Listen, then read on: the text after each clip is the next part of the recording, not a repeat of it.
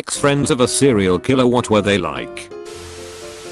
Does a mass murderer count? He was a jerk. His wife was my friend, and she started slowly telling me a few things about him. They came to our home for some gatherings we held, and he was simply often very controlling of her social life. When several of us reached out to her, she happily accepted our help to get her out of the marriage and into safety. Soon after, he showed up at my door one day demanding money, which I did not give him. He left, angry. A few months later, he was evicted from his rental in the next town over, and came back into our town, hell-bent on killing everyone who helped her and who was associated with the rental situation and another circumstance that he was mad about.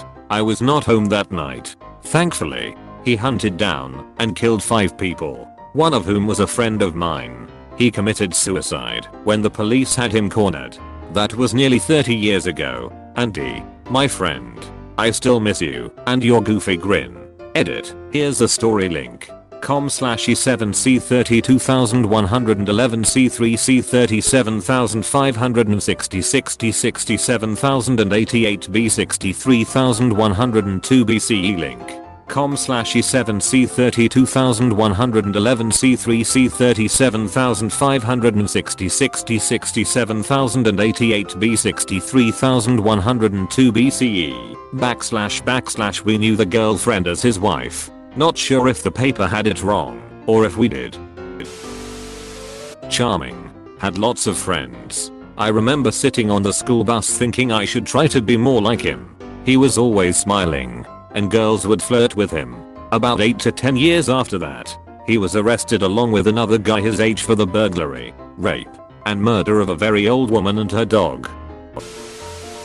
He was like a big, goofy brother. I loved him to bits, but fell out of contact with him when I split with my ex. Last year his ex, we were friends through him, sent me an article via FB Messenger detailing how he murdered his new wife and her 3 young kids, then set the trailer they were all living in on fire. The pictures of him in the article chilled me to the bone. The guy I knew back then wasn't there. There was just a cold-blooded emptiness in his eyes. He's still waiting to be put on trial. Not me, but my old boss used to babysit Carla Homolka for several years before she was old enough to not need a babysitter. But she would still come over to her house and hang out with her kids all the time. She said she was a sweet girl and that her kids were very close friends with her. She also knew Paul Bernardo because of Carla, but she never mentioned him much other than she believed he brainwashed her into aiding him with all the murders. I worked with a guy who killed his wife and drove her car through a few states with her body in the back. It was in SUV, and their youngest son in the front. I live in Texas. He got caught in Ohio after his wife was reported missing, and they tracked her car via the OnStar system. They found him at a woman's house he apparently met online. A fight ensued, and he got arrested just before the police opened the trunk and found his wife. He and I were on a small team of 6 people training for the new job we got hired on at. So I'd think I knew him well enough. Used to eat lunch together sometimes, and I would joke with him about how much he worked out because the dude was just completely jacked. He talked about how he and his wife moved to our city from a number of hours away because she got some position she couldn't get where they lived. She was a specialized nurse of some kind. He talked about how much he loved her and always showed pictures of their youngest child together. To me he seemed like a good dad that wanted to give the world to his family. Then I guess they started fighting after a few months of being here. He would come in slightly late, stare at the wall with a deadpan expression and wouldn't lighten up or talk to anybody until lunch. I took it as he just stopped being a morning person. But he talked to me and another teammate about the fights he had with his wife. Then the fights got worse. She kicked him out at one point, and he was living out of his car, working out at the gym in our office at work, and showering there as well. In the morning he'd often stare at the keyboard of his computer and wouldn't respond to anyone's jokes or comments. Walker and I bought him lunch one day and he opened up to us. He told us that his wife threatened to take his son away and that he'd never see him again. And said, "I swear, I'll kill or die before that happens." And of course, we thought nothing of it. It's the kind of thing people just say, you know. After this talk, we set up a group text where we'd share memes and bullshittier videos. The last text I got from him was him telling us he needed to get out and asking us to get drinks or something with him.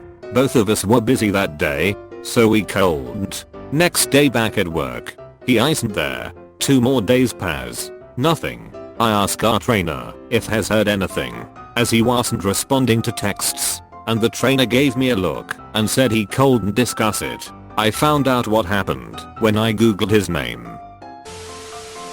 My mom used to work with Dana Sugre and was friends with her. My mom didn't know her middle name was Sue until the murders. BTW. My mom really liked her, but she was very materialistic. Whenever I saw her she was very friendly and would talk to me about Ren and Stimpy as I was 9 and obsessed the cartoon at the time. What was really weird was that we lived in a decent sized city, but one of her victims that lived and later helped ID her, Dorinda Hawkins, was our next door neighbor. There was no other connection she had to Dorinda, and she strangled her in a storefront downtown. They often use serial killers' middle names so that people with the same first and last name don't get harassed about it.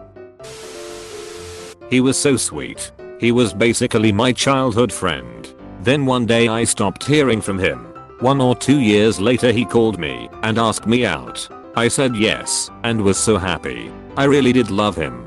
On the way to the restaurant someone hit my car and I wasn't able to go. A week later, the day before I was supposed to meet him, he got arrested for having 3 bodies of prostitutes that had recently went missing, stored in his basement, all of them severely damaged and beaten.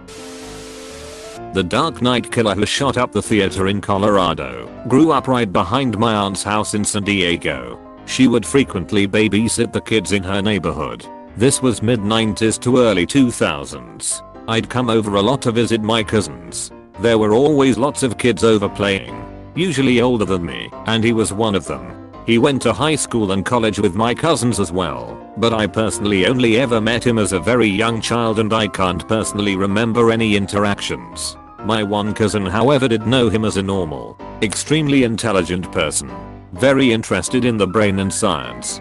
Come college he was so invested in his studies they grew apart and eventually moved away, cutting all contact. Wish I knew more or had more to say. All I remember is being in the backyard playing with the dogs by the pool, being rambunctious little ones, never thinking one day down the road that kid would dye his hair orange and be a murderer.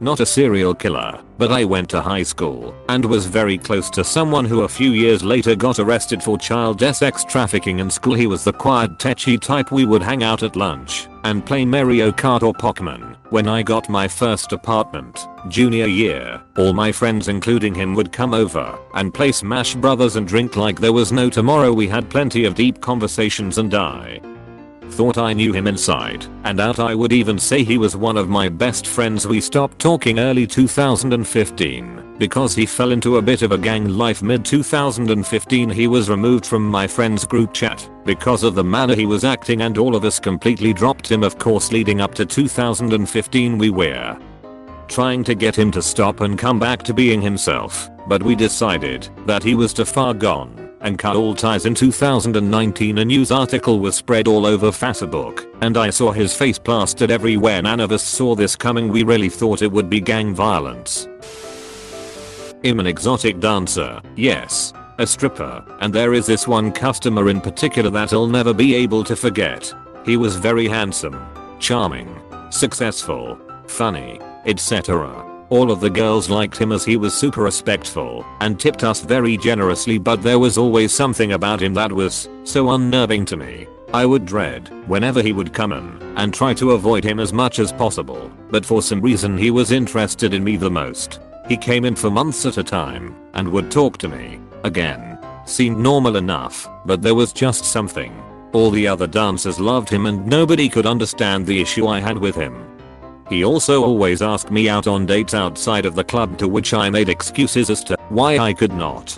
Then one night, when he came into my workplace, he bought a VIP room with me and things were pretty normal up until he looked very seriously at me and asked me if he could tell me his secret sexual fantasy. I said sure, to which he replied that he had a fantasy of arping/torturing/murdering a girl while his significant other watches. I straight up walked out and told management. He left and never came back.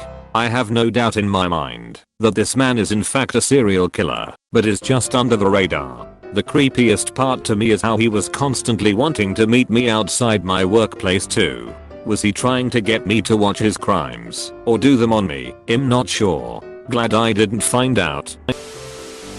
Like this video and this good boy will be your mailman forever. We are Redditation, and we Redditate every day. If you are new to the channel, you can subscribe. Until then, check another video. Or don't. Either way, have a wonderful day you magnificent people.